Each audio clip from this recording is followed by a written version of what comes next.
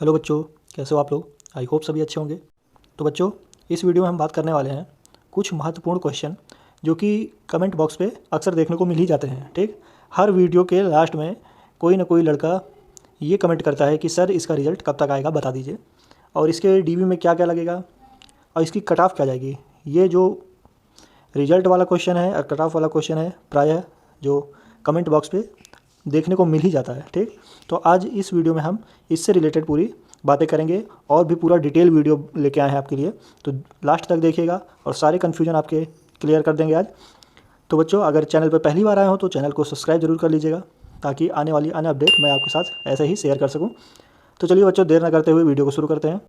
तो बच्चों, जो क्वेश्चन है पूछे गए हैं उनमें सबसे ज़्यादा बार पूछने वाला क्वेश्चन एक यही है कि सर रिजल्ट कब तक आएगा। ठीक, ये सबसे ज़्यादा मोस्ट इंपॉर्टेंट क्वेश्चन है।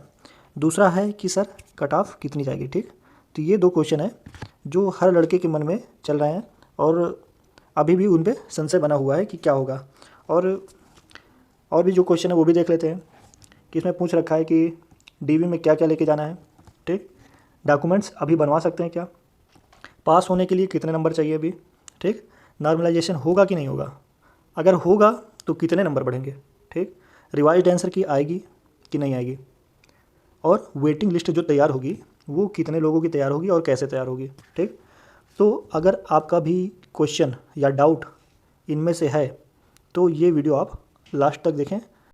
तो ये वीडियो अगर आप लास्ट तक देखेंगे तो आपका जो डाउट है वो 95% क्लियर हो जाएगा। ठीक, तो इसमें जो पहला क्वेश्चन है कि रिज़ल्ट कब तक आएगा, तो रिज़ल्ट आने के चांस कब तक बन रहे हैं। 22 तारीख को एनएचएम ने अपनी वेबसाइट को क्लोज कर दिया।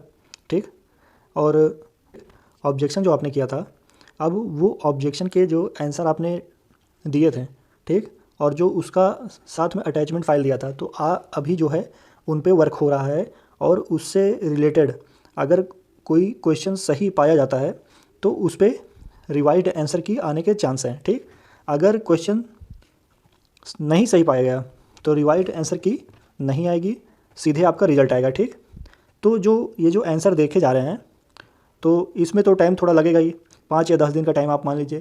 तो ये आप मान के चलिए कि 10 अप्रैल तक, ठीक, 10 अप्रैल तक आपका इसका रिजल्ट आने के चांस बहुत हैं।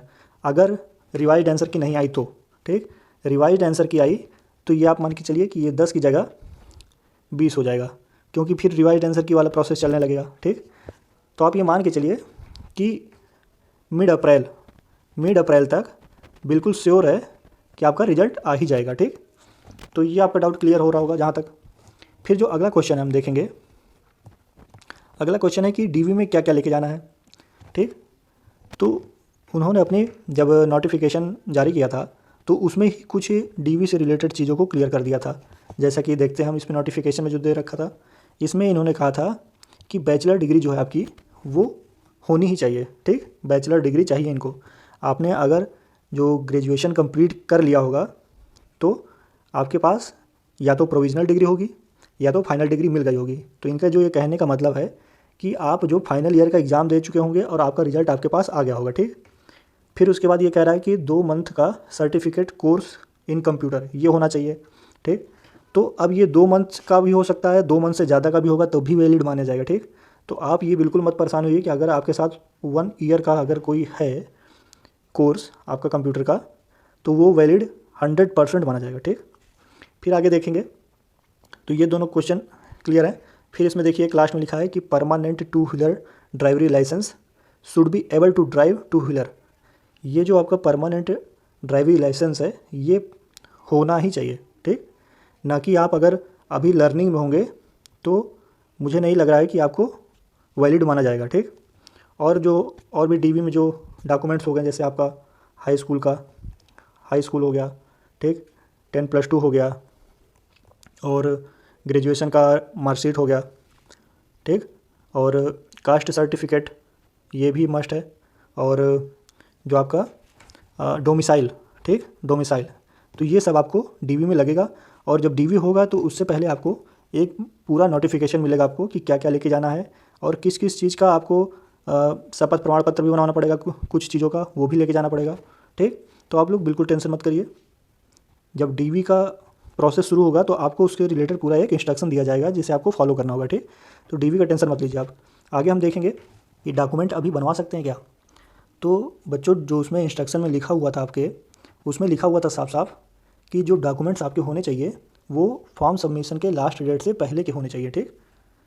तो लास्ट डेट जो फॉर्म सबमिशन की थी उससे पहले के सारे डॉक्यूमेंट्स आपके बने होने चाहिए। तो अब इनको जो आपके डॉक्यूमेंट्स रह गए हैं वो आप बनवा लीजिए, लेकिन फिर भी इसमें वैलिड नहीं माने जाएंगे, ठीक। तो आप लोग डॉक्यूमेंट्स बनवा लीजिए ताकि जो आगे एग्ज़ाम हो रहे हैं उनमें भी लग सकते हैं वो। कुछ लोग पूछ रहे हैं कि जो सर डोमिसाइल है वो सर 1 साल पुराना है, ठीक। तो 1 साल पुराना हो, 2 साल पुराना हो, 3 साल पुराना हो, डोमिसाइल जो वैलिड होता है वो 3 ईयर्स का मिनिमम वैलिड ही होता है, ठीक।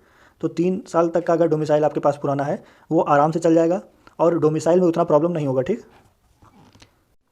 तो जो अगला क्वेश्चन है वो क्या है कि अभी भी कुछ लोगों को पता नहीं है कि वो पास हैं कि फेल हैं, ठीक। 22 नंबर हैं फिर भी पूछ रहे हैं कि सर मेरा हो जाएगा कि नहीं हो पाएगा। अब बताइए 22 नंबर पे अब मैं क्या बताऊँ कि इनका होगा कि नहीं होगा, ठीक। इन्हें भी कट ऑफ चाहिए कि बता दीजिए सर कट ऑफ कितनी जाएगी। अरे बेटा तुम्हारे 22 नंबर है, तुम्हें पहले पता होना चाहिए कि तुम पास हो कि फेल हो, ठीक। तो ये भी आप लोग जान लीजिए कि आप कितने कितने नंबर पे पास हो, कितने पे फेल हो, ठीक। तो जो इसमें साफ साफ बोला गया है कि जनरल का कैंडिडेट उसको 33% मार्क्स होने चाहिए, मतलब 100 में 33 नंबर जनरल के चाहिए ही चाहिए, ठीक। फिर ओबीसी की बात करें तो ओबीसी को 30 नंबर चाहिए, और जो SC ST और PWD है फिजिकल हैंडीकैप वाले उनको कितने 24 नंबर चाहिए। अब बताइए 22 नंबर आपका कहीं वेरी कर रहा है। अगर आप 22 नंबर पे पूछ रहे हो कि सर मेरा होगा कि नहीं होगा तो बताइए कहीं है 22 नंबर। SC ST PWD वाले भी 24 नंबर पे पास हो रहे हैं, ठीक। तो अगर आप इस तरह के क्वेश्चन पूछेंगे तो इसका आंसर तो मिलने वाला नहीं है आपको, ठीक। तो आपको पता लग गया होगा कि आप कितने नंबर पे पास होंगे। अगला जो क्वेश्चन है आपका वो है कि नॉर्मलाइजेशन होगा कि नहीं होगा। तो बच्चों जब नोटिफिकेशन आया था तो उसमें लिखा हुआ है बिल्कुल साफ साफ कि नॉर्मलाइजेशन जो आपका नॉर्मलाइजेशन है वो होगा, ठीक। आप नहीं आपको विश्वास तो आप देख लीजिए जो इसमें 20 नंबर है उसमें नॉर्मलाइजेशन के बारे में पूरा बताया गया है कि I hereby decide that I have read all the understood the normalization formula uploaded on the official website, ठीक। जो इनका नॉर्मलाइजेशन का फार्मूला है वो इनकी ऑफिशियल वेबसाइट पे पड़ा हुआ है। अगर आपको देखना तो जाके देख लीजिए, ठीक। तो नॉर्मलाइजेशन का इन्होंने दे भी रखा है तो इसलिए, और ऊपर से जो आपका जो एग्ज़ाम हुआ है 3 शिफ्टों में हुआ है, ठीक। 3 शिफ्टों में आपका एग्ज़ाम हुआ है तो नॉर्मलाइजेशन यहाँ पर फुल चांस है कि नॉर्मलाइजेशन आपके होंगे। फुल चांस क्या है कि होंगे ही होंगे, ठीक। अगला क्वेश्चन है कि नॉर्मलाइजेशन में कितने नंबर बढ़ सकेंगे। तो अभी तक जो हमने क्वेश्चन देखे हैं कि लड़कों के 35 से 50 तक नंबर बन रहे हैं, ठीक। तो जब और आपका जो नॉर्मलाइजेशन हुआ है मतलब जो एग्ज़ाम हुआ है वो 3 शिफ्टों में हुआ है, ठीक। तो ज़्यादा से ज़्यादा आपके 3 से 4 नंबर नॉर्मलाइजेशन में फ़ायदा मिल सकता है, ठीक। 3 से 4 नंबर का फ़ायदा मिल सकता है। अब वो कौन सी शिफ्ट हार्ड है कौन सी हार्ड नहीं है इस चीज़ का भी अभी क्लियर नहीं है कि, ठीक। जो लड़का शिफ्ट 2 में था वो कह रहा मेरी शिफ्ट हार्ड थी, जो शिफ्ट 3 में था उसकी शिफ्ट हार्ड थी, ठीक। तो अभी तो आप ये मान के चलिए कि किसी न किसी का 3 से 4 नंबर किसी न किसी शिफ्ट का फ़ायदा होगा, ठीक। हो सकता है कि दोनों शिफ्ट का 1-1 2-2 नंबर का फ़ायदा हो। तो आपका जो अगला क्वेश्चन है कि रिवाइज्ड आंसर की क्या आएगी। तो आपने जो ऑब्जेक्शन किया है, ठीक। तो आपके जो ऑब्जेक्शन किए हुए अटैचमेंट्स हैं और जो आपका एक्सप्लेनेशन है रिमार्क्स है वो कितना वैलिड है, ठीक। अगर वैलिड पाया जाता है तो रिवाइज्ड आंसर की आने के 99% संभावना है, ठीक। अगर ऑब्जेक्शन वैलिड नहीं पाए गए तो आप रिवाइज्ड आंसर की नहीं आएगी आपकी, सीधे आपका रिजल्ट आएगा, ठीक। रिजल्ट आएगा, रिवाइज्ड आंसर की उस कंडीशन पे नहीं मिलेगी आपको, ठीक। आगे हम देखते हैं अगला क्वेश्चन जो आपका है वो क्या है कि वेटिंग लिस्ट कितने लोगों की बनेगी। तो आपका जो इसको नोटिफिकेशन में मेंशन किया गया था कि वेटिंग लिस्ट एक सीट पे 3 लोगों की वेटिंग लिस्ट तैयार की जाएगी, ठीक। 3 लड़का एक सीट पे वेटिंग लिस्ट के लिए रेडी किया जाएगा।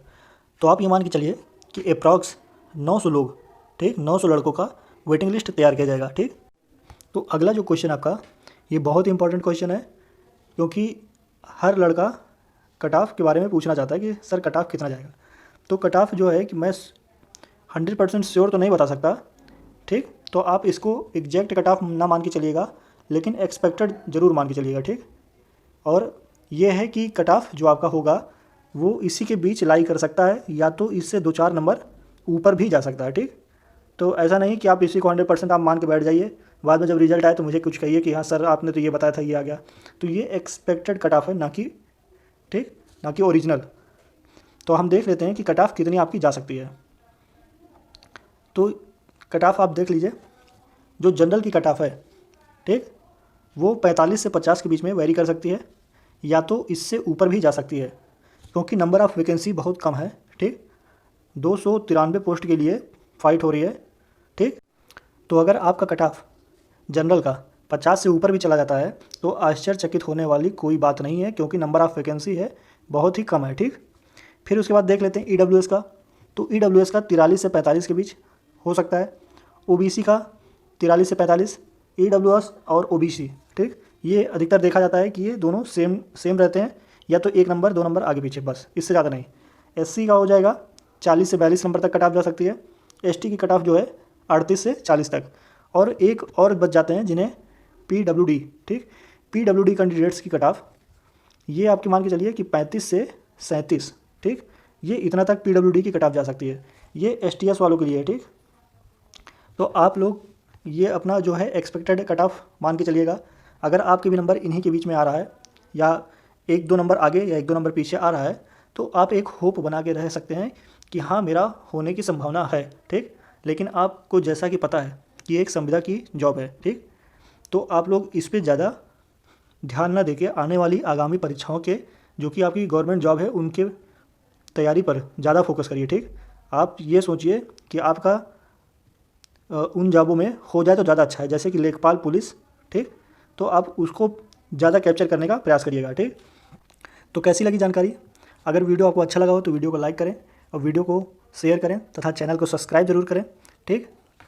तो वीडियो को हम ज़्यादा बड़ा ना करते हुए यहीं पर समाप्त कर रहे हैं। धन्यवाद।